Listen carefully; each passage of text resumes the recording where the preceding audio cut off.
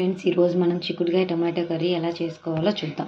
First vegetables అన్నీ నీట్గా clean చేసుకొని పీసెస్గా కట్ చేసుకోవాలి. ఫస్ట్ కర్రీ దేంట్లో అయితే చేసుకుందామో దాన్ని స్టవ్ మీద ముందుగా ప్రీ హీట్ చేసుకొని దాంట్లో కర్రీకి సరిపడా ఆయిల్ని వేసుకోవాలి.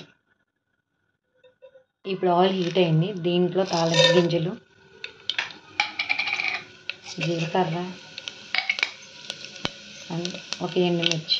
ఫ్రై అయ్యేటప్పుడే వెల్లుల్లిని కచ్చాపచ్చగా దంచుకొని వేసుకోవాలి. ఆనియన్స్, పచ్చిమిర్చి వేసుకుందాం.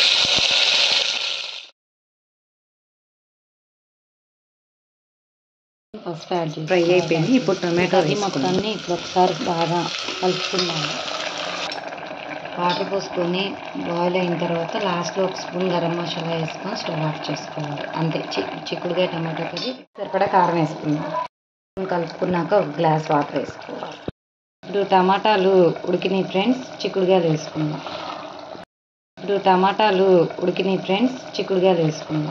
సరిపడా కారం వేసుకుందాం. వాటర్ పోసుకొని బాయిల్ అయిన తర్వాత లాస్ట్లో ఒక స్పూన్ గరం మసాలా వేసుకొని స్టవ్ ఆఫ్ చేసుకోవాలి. అంతే, చిక్కుడుకాయ టమాటా కర్రీ.